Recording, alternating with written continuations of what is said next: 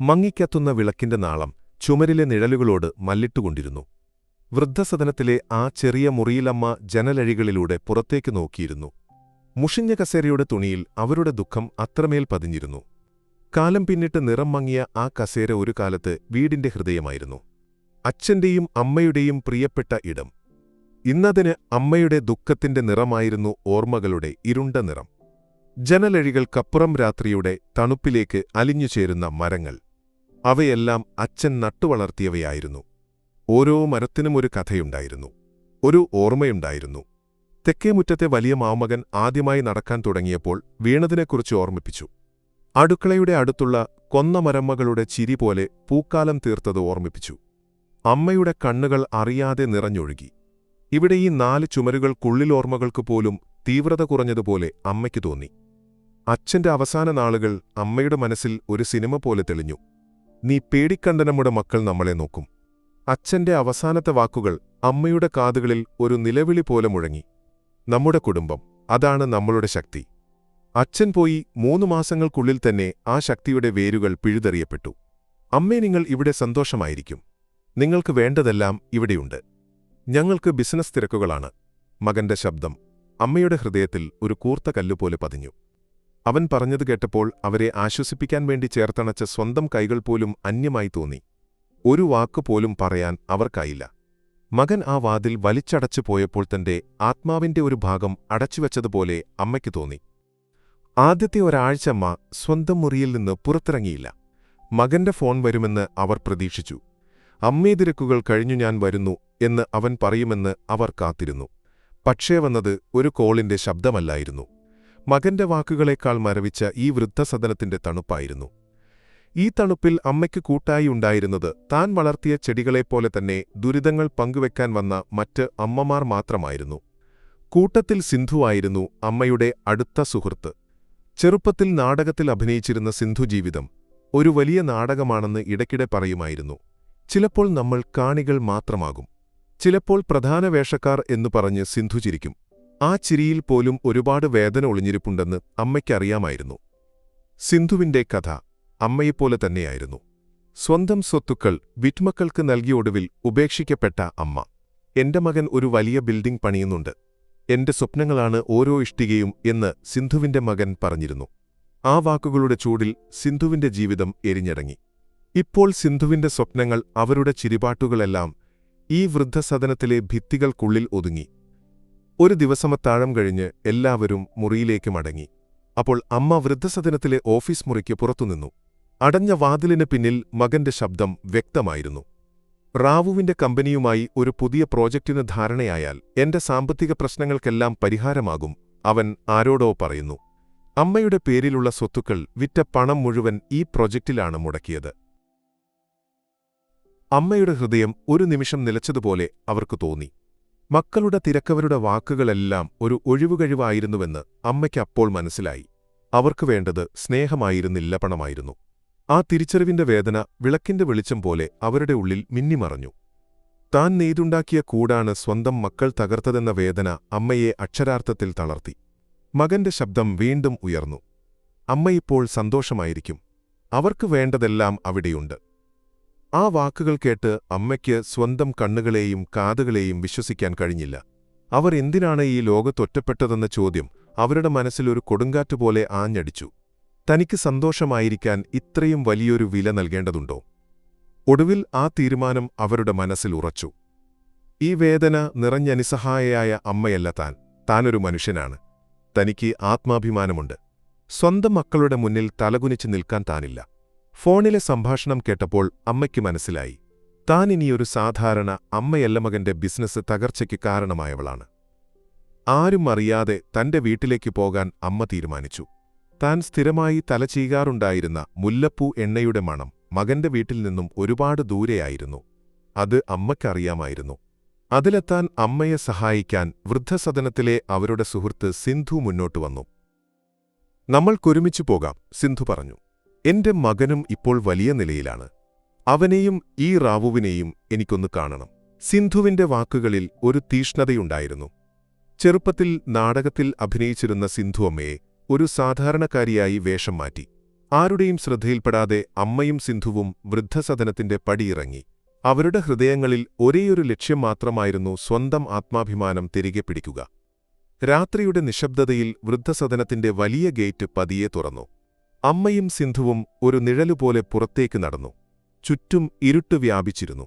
നക്ഷത്രങ്ങൾ പോലും മങ്ങിയതായിരുന്നു.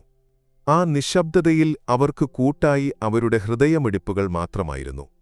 ഒരു ചെറിയ സഞ്ചിയും തണുപ്പിൽ നിന്നും രക്ഷിക്കാൻ ഒരു പഴയ ഷാളും മാത്രമായിരുന്നു അമ്മയുടെ കൈവശമുണ്ടായിരുന്നത്. നമുക്ക് മുന്നോട്ടു പോകണം, തിരിഞ്ഞ് നോക്കരുത്, സിന്ധു പതിഞ്ഞ സ്വരത്തിൽ പറഞ്ഞു. ആ വാക്കുകൾ അമ്മയ്ക്ക് പുതിയൊരു ഊർജം നൽകി. വർഷങ്ങൾക്ക് മുൻപച്ഛനോടൊപ്പം ഈ വഴിയിലൂടെ കൈകോർത്ത് നടന്നിരുന്ന ദിവസങ്ങൾ അവർ ഓർത്തു. അന്ന് ഓരോ വീടിനും ഓരോ വഴിവിളക്കിനും ഒരു കഥയുണ്ടായിരുന്നു. ഇപ്പോൾ എല്ലാം മാറിയിരിക്കുന്നു.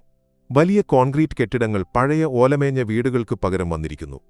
നിറമുള്ള പരസ്യബോർഡുകൾ താൻ കൊതിയോടെ നോക്കിയിരുന്ന പലചരക്ക് കടയെ മറച്ചിരിക്കുന്നു.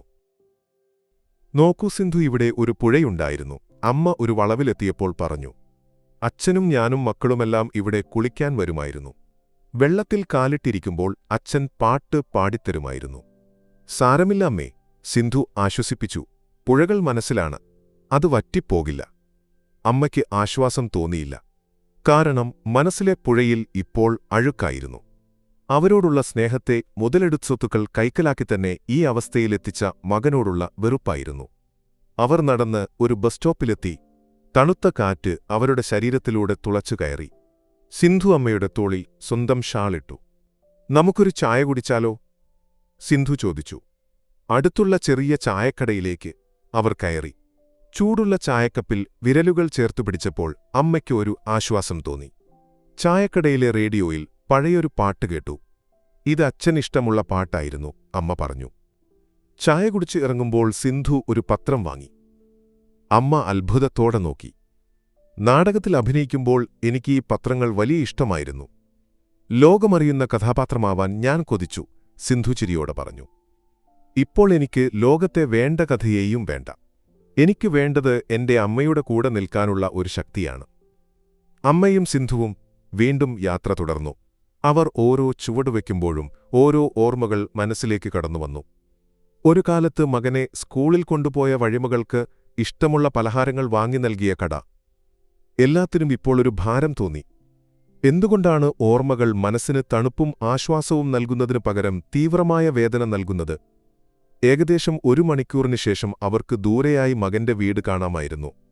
മിന്നിത്തിളങ്ങുന്ന വർണ്ണവിളക്കുകൾ, കാതടിപ്പിക്കുന്ന സംഗീതം. അവിടുത്തെ സന്തോഷം ഇവിടുത്തെ തണുപ്പിന് നേരെ വിപരീതമായിരുന്നു. ഒരുപക്ഷേ താൻ അനുഭവിക്കുന്ന ഈ വേദന അവർക്ക് ആഘോഷമായി തോന്നിയേക്കാം. അമ്മയുടെ ഉള്ളിൽ വെറുപ്പും ദേഷ്യവും ഒരു കൊടുങ്കാറ്റുപോലെ അലയടിച്ചു. അമ്മയിനി കുറച്ചുകൂടി നടന്നാൽ മതി. ദേഷ്യം പിടിക്കരുത്, സിന്ധു പറഞ്ഞു. എനിക്ക് ദേഷ്യമില്ല സിന്ധു, എനിക്ക് അതിലുമപ്പുറം വേദനയാണ്, അമ്മ പറഞ്ഞു. അവർ വീടിന്റെ അടുത്തെത്തിയൊരു മതിലിനു പിന്നിൽ മറഞ്ഞു നിന്നു. മുറ്റത്ത് ആഡംബര കാറുകൾ നിരന്നു നിന്നു. മകന്റെ സുഹൃത്തുക്കൾ, ബിസിനസ് പങ്കാളികൾ. അവർ ചിരിക്കുന്നു, തമാശ പറയുന്നു. അമ്മയുടെ കണ്ണുകൾ പഴയകാല ചിത്രങ്ങൾ തെരഞ്ഞു. പഴയ മുറ്റമുണങ്ങാനിട്ട തുണികൾ, ചെടികൾ, മകന്റെ കളിചിരി. ഒന്നും അവിടെ ഉണ്ടായിരുന്നില്ല. ആ വീട് ഒരു മ്യൂസിയം പോലെ അമ്മയ്ക്ക് തോന്നി. ഇതെന്റെ വീടല്ല സിന്ധു, ഇതെനിക്ക് അന്യമായ ഒരു ലോകമാണ്. അമ്മയുടെ കണ്ണിൽ നിന്ന് ഒരു തുള്ളി കണ്ണുനീർ താഴേക്ക് വീണു. അമ്മേ, സിന്ധു അമ്മയുടെ കൈയിൽ മുറുകെ പിടിച്ചു. ഈ ലോകം നിങ്ങളുടെ സ്വന്തമാണ്. നമുക്ക് ആത്മാഭിമാനത്തോടെ അവിടെ ചെന്ന് നമ്മളെ ഉപേക്ഷിച്ചവരെ കാണണം. റാവുവിന്റെ വാക്കുകൾ കേട്ട് മകനും മരുമകളും പരസ്പരം നോക്കി. അവരുടെ മുഖത്ത് ഒരുതരം ഭയവും നിസ്സഹായതയുമുണ്ടായിരുന്നു. റാവു തുടർന്നു. സമ്പത്തും ആഡംബരവും ഒരു മനുഷ്യനെ സന്തോഷവാനാക്കുന്നില്ല. അത് സ്നേഹവും ആത്മാർത്ഥതയും സത്യസന്ധതയും നൽകുന്നു.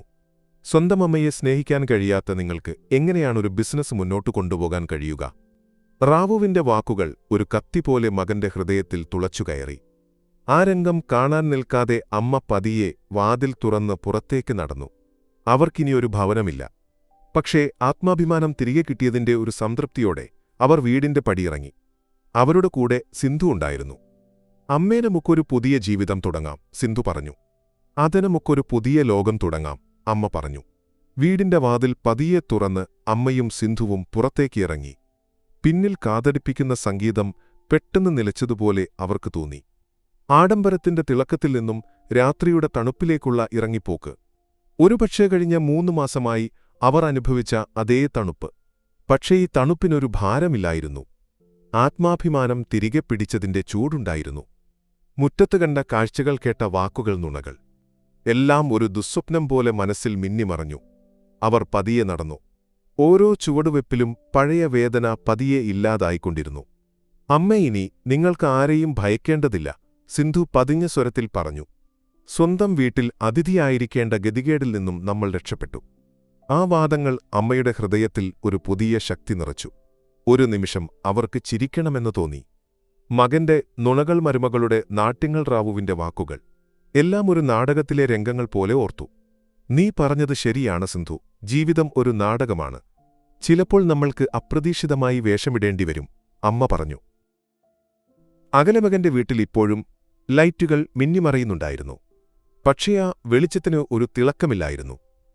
ആർക്കും ഒന്നും പറയാനില്ലാതെ എല്ലാവരും പരസ്പരം നോക്കി നിന്നു. അതിഥികൾക്ക് മകന്റെ മുഖത്തെ ഭാവം കണ്ടപ്പോൾ എല്ലാം മനസ്സിലായി. നുണകൾ കൊണ്ടുണ്ടാക്കിയ കൂടാരം പെട്ടെന്ന് തകർന്നതുപോലെയായിരുന്നു. അവർ ഒന്നിനും കാത്തുനിൽക്കാതെ യാത്ര പറഞ്ഞു. സ്വന്തം അമ്മയെ സംരക്ഷിക്കാൻ കഴിയാത്ത ഒരാളുമായി ബിസിനസ് ചെയ്യുന്നത് എളുപ്പമല്ല. ആരോ പറയുന്നത് മകൻ കേട്ടു. മകനും മരുമകളും പരസ്പരം കുറ്റപ്പെടുത്തി. അമ്മ വരാതെ നോക്കാൻ പറഞ്ഞത് നിന്നോടാണ്, മകൻ ദേഷ്യപ്പെട്ടു. നിങ്ങളുടെ അമ്മയെ നിയന്ത്രിക്കാൻ എനിക്ക് കഴിയില്ല. അമ്മ ചെയ്തത് എന്നെ എല്ലാവരുടെയും മുന്നിൽ നാണം കെടുത്തി, മരുമകൾ പറഞ്ഞു. അവരുടെ വാക്കുകൾ ഒരു കത്തി പോലെ മകന്റെ ഹൃദയത്തിൽ തുളച്ചുകയറി. അതേസമയം ചെറുമകൻ തന്റെ മുറിയിൽ കസേരയിൽ ഇരിക്കുകയായിരുന്നു.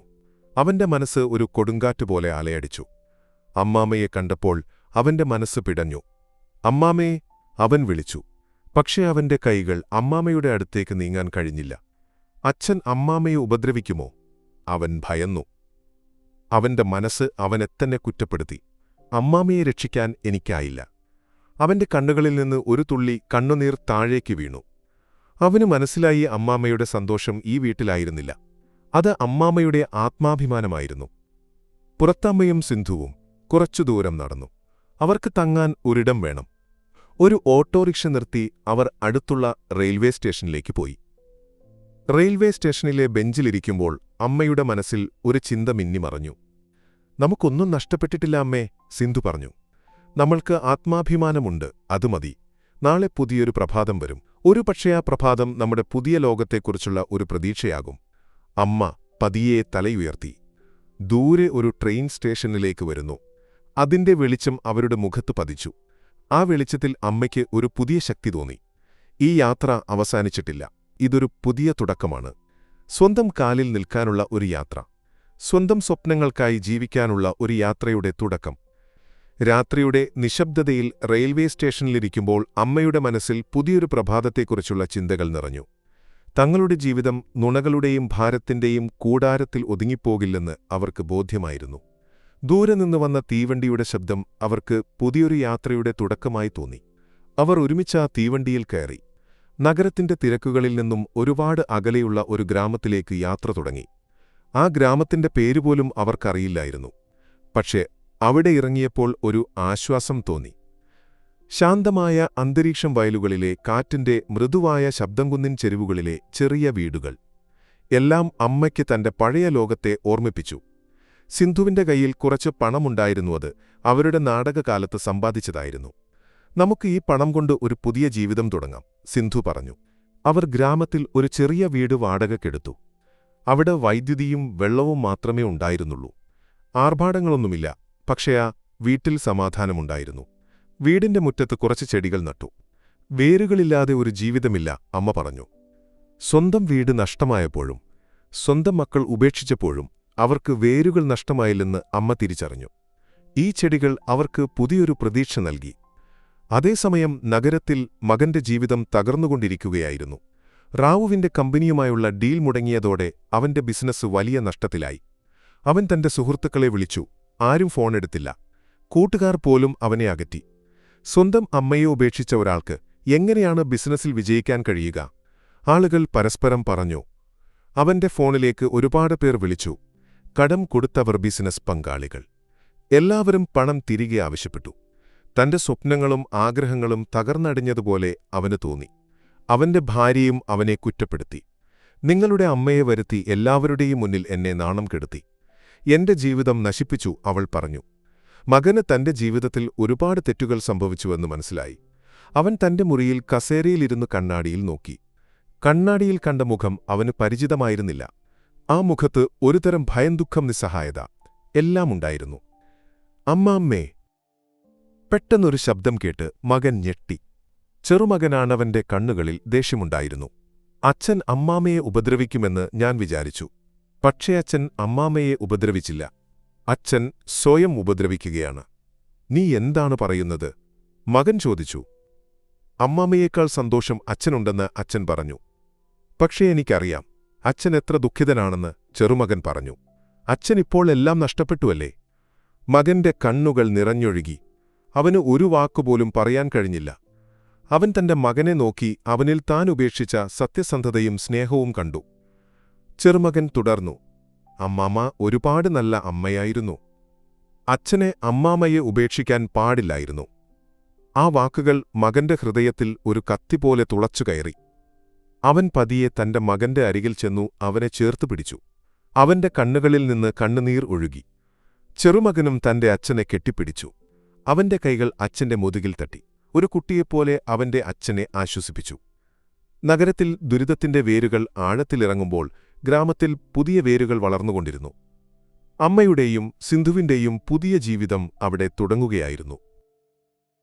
ഗ്രാമത്തിലെ ചെറിയ വീട് അമ്മയ്ക്കും സിന്ധുവിനും ഒരു പുതിയ ലോകം തുറന്നു. നഗരത്തിലെ ബഹളങ്ങളിൽ നിന്ന് ഒരുപാട് അകലെ പ്രകൃതിയുടെ ശാന്തതയിൽ അവർ സമാധാനം കണ്ടെത്തി. പുലർച്ചെ കിളികളുടെ കളകളാരവം കേട്ട് ഉണരുന്നതും തുളസിച്ചെടി നനയ്ക്കുന്നതും ഉച്ചയ്ക്ക് വയലിലൂടെ വീശിയടിക്കുന്ന കാറ്റുമെല്ലാം അവർക്ക് ഒരു പുതിയ അനുഭൂതി നൽകി. സിന്ധുവിന്റെ കയ്യിലുണ്ടായിരുന്ന ചെറിയൊരു തുക അവർ പുതിയൊരു ജീവിതം കെട്ടിപ്പടുക്കാൻ ഉപയോഗിച്ചു. അവർ ഗ്രാമത്തിലെ ഒരു കടയിൽ നിന്നും കുറച്ച് പച്ചക്കറി വിത്തുകൾ വാങ്ങി. വീടിന്റെ മുറ്റത്തെ മണ്ണ് കിളച്ച് അവർ വിത്തുകൾ പാകി. ഒപ്പം കുറച്ച് പൂച്ചെടികളും നട്ടു. ഓരോ വിത്തും ഒരു പ്രതീക്ഷയാണമ്മേ. അത് വളരുമ്പോൾ നമ്മുടെ മനസ്സിന് ഒരു സന്തോഷം കിട്ടും, സിന്ധു പറഞ്ഞു. അമ്മ അതിനൊരു പുഞ്ചിരി നൽകി. അവർ ദിവസവും ചെടികളെ പരിചരിച്ചു അവയ്ക്ക് വെള്ളമൊഴിച്ചു.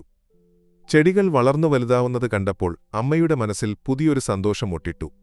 അത് വെറുമൊരു ചെടിയായിരുന്നില്ല, അവരുടെ ആത്മവിശ്വാസത്തിന്റെ വേരുകളായിരുന്നു. അതേസമയം നഗരത്തിൽ മകന്റെ ജീവിതം തകർന്നടിഞ്ഞുകൊണ്ടിരുന്നു. ഫോണുകൾ നിർത്താതെ റിംഗ് ചെയ്തു. വീടിന്റെ മുന്നിൽ കടം കൊടുത്തവരുടെ നിര നീണ്ടു. ബാങ്കിൽ നിന്ന് നോട്ടീസുകൾ വന്നു.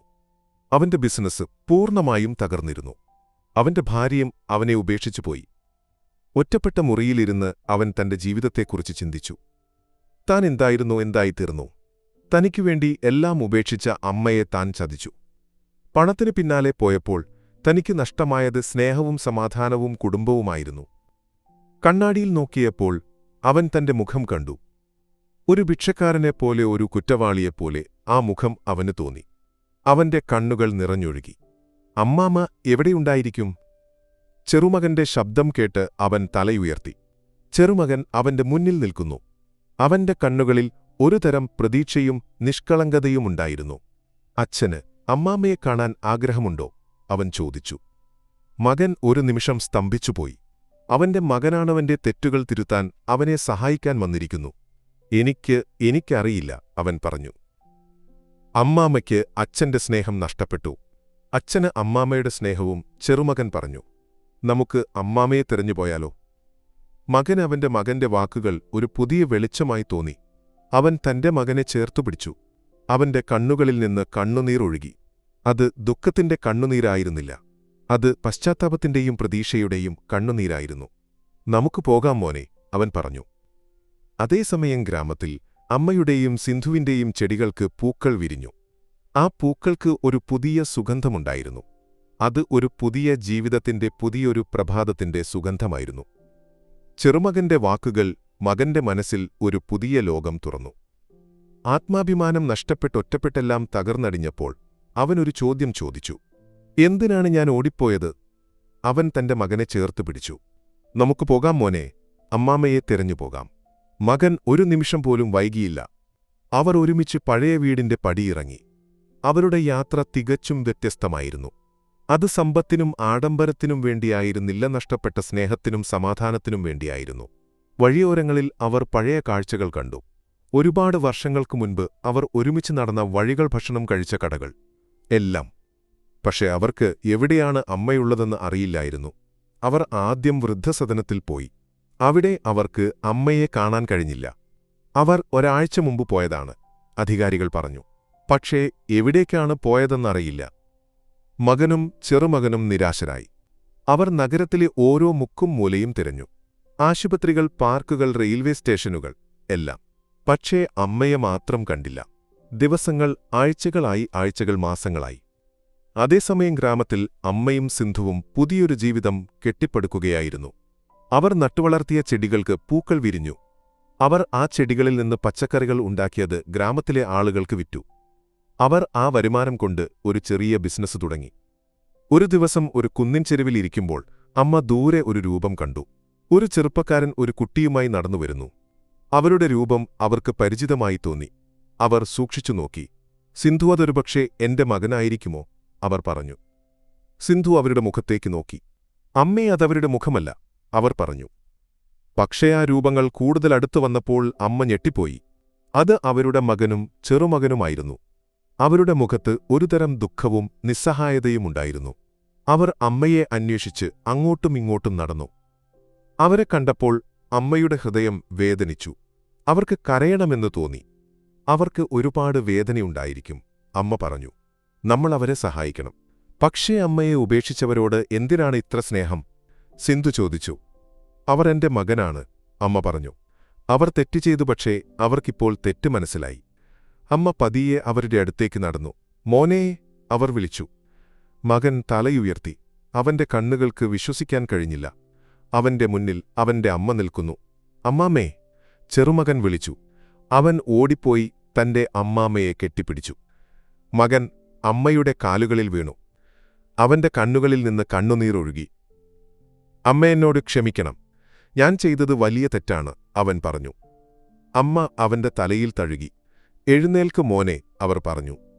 ഞാൻ നിങ്ങളെ ഒരിക്കലും ഉപേക്ഷിച്ചിട്ടില്ല. ഞാനാണ് നിങ്ങളുടെ അമ്മ. അമ്മയുടെ വാക്കുകൾ മകന്റെ മനസ്സിൽ ഒരു പുതിയ ലോകം തുറന്നു. അവന്റെ കണ്ണുകളിൽ നിന്ന് കണ്ണുനീർ ഒഴിഞ്ഞപ്പോൾ ഒരു പുതിയ പ്രതീക്ഷയുടെ തിളക്കം കണ്ടു. അവന്റെ മകൻ അവന്റെ കൈകളിൽ മുറുകെ പിടിച്ചു. നമ്മുടെ വീട്, ചെറുമകൻ പറഞ്ഞു. ഇതാണ് നമ്മുടെ പുതിയ വീട്. അവർ മൂവരും ഒരുമിച്ച് നടന്ന് അമ്മയും സിന്ധുവും താമസിക്കുന്ന ചെറിയ വീട്ടിലെത്തി. ആ വീടിന്റെ മുന്നിലെ പൂന്തോട്ടത്തിൽ മനോഹരമായ പൂക്കൾ വിരിഞ്ഞു നിന്നിരുന്നു. ആ പൂന്തോട്ടം ആഡംബരത്തിന്റെ തിളക്കമില്ലാതെ ഒരുപാട് സ്നേഹവും കഠിനാധ്വാനവും കൊണ്ട് നിർമ്മിച്ച ഒരു ലോകമായിരുന്നു. അവർ അകത്തേക്ക് കയറി. വൃത്തിയും വെളിച്ചവും നിറഞ്ഞ ഒരു മുറി. ഒരുപാട് പഴയ ഓർമ്മകൾ നിറഞ്ഞ ഒരു വീട്. അവർക്ക് ഒരുപാട് കാര്യങ്ങൾ പറയാനുണ്ടായിരുന്നു. മകൻ തന്റെ തെറ്റുകൾ ഏറ്റുപറഞ്ഞു. അമ്മ അവന്റെ ഓരോ വാക്കും ശ്രദ്ധിച്ചു കേട്ടു, ഒരു പുഞ്ചിരിയോടെ സ്നേഹത്തോടെ. സിന്ധു അവർക്ക് കുടിക്കാൻ ചായ ഉണ്ടാക്കി. ആ ചായയ്ക്ക് ഒരു പ്രത്യേക സ്വാദായിരുന്നു. അത് സ്നേഹത്തിന്റെ, ക്ഷമയുടെ, ആശ്വാസത്തിന്റെ സ്വാദായിരുന്നു. അവർ ഒരുമിച്ച് സംസാരിച്ചിരുന്നു. അമ്മയും മകനും അവരുടെ പഴയ ഓർമ്മകൾ പങ്കുവച്ചു. മകന്റെ കുട്ടിക്കാലം, സ്കൂൾ തമാശകൾ എല്ലാം. ചെറുമകൻ ഈ പുതിയ ലോകത്തിൽ സന്തോഷവാനായിരുന്നു. അവൻ അവന്റെ അച്ഛന്റെയും അമ്മാമ്മയുടെയും കഥകൾ കേട്ട് സന്തോഷിച്ചു. അടുത്ത ദിവസം മകൻ നഗരത്തിലേക്ക് തിരികെ പോയി. തന്റെ ബിസിനസ് പ്രശ്നങ്ങൾ പരിഹരിക്കാൻ അവന് ശ്രമിക്കണമായിരുന്നു. അവൻ റാവുവിനെ വിളിച്ചു. അദ്ദേഹത്തോട് ക്ഷമ ചോദിച്ചു. നിങ്ങൾ ശരിയായ വഴിയിലാണ്. നിങ്ങൾ നിങ്ങളുടെ അമ്മയെ സ്നേഹിക്കുന്നുണ്ടെങ്കിൽ നിങ്ങൾക്ക് ബിസിനസ്സിലും വിജയിക്കാൻ കഴിയും, റാവു പറഞ്ഞു. റാവു അവന് പുതിയൊരവസരം നൽകി. മകൻ തന്റെ ജീവിതം പൂർണ്ണമായും മാറ്റി. അവന്റെ പഴയ സുഹൃത്തുക്കളെയും ആഡംബരങ്ങളെയും അവൻ ഉപേക്ഷിച്ചു. അവൻ ഗ്രാമത്തിൽ ഒരു പുതിയ ബിസിനസ് തുടങ്ങി. അത് ഒരു ചെറിയ ബിസിനസ്സായിരുന്നു, പക്ഷേ അതിന് ആത്മാർത്ഥതയുടെയും സ്നേഹത്തിന്റെയും മൂല്യങ്ങളുണ്ടായിരുന്നു. അവൻ അമ്മയോടൊപ്പം കൃഷിയിൽ സഹായിച്ചു പുതിയ പച്ചക്കറികൾ ഉണ്ടാക്കിയത് മാർക്കറ്റിൽ വിറ്റു. ഒരുപാട് വർഷങ്ങൾക്കുശേഷം ആ ഗ്രാമം ഒരു പുതിയ ലോകമായി മാറി. അമ്മയുടെയും മകന്റെയും കഥ എല്ലാവർക്കും ഒരു പ്രചോദനമായി. അവർ ഒരുപാട് ആളുകളെ സഹായിച്ചു, ഒരുപാട് കുടുംബങ്ങൾക്ക് പുതിയൊരു ജീവിതം നൽകി. അമ്മയുടെയും സിന്ധുവിന്റെയും ചെറുമകന്റെയും കഥ അവിടെ പൂർണ്ണമായി. അവരുടെ ജീവിതം വേരുകളില്ലാത്ത മരങ്ങളായിരുന്നില്ല. അത് സ്നേഹവും ആത്മാർത്ഥതയും ക്ഷമയും നിറഞ്ഞ ഒരു വലിയ മരമായിരുന്നു. അതിന് ശക്തമായ വേരുകളുണ്ടായിരുന്നു. അമ്മയുടെ പഴയ മുഷിഞ്ഞ കസേരയ്ക്ക് പകരം ഒരു പുതിയ കസേര വന്നു. പക്ഷേ ആ കസേരയിൽ ഒരു പ്രത്യേക നിറമുണ്ടായിരുന്നു. അതവരുടെ ജീവിതത്തിൽ അവർ നേടിയ വിജയത്തിന്റെയും സമാധാനത്തിന്റെയും സന്തോഷത്തിന്റെയും നിറമായിരുന്നു.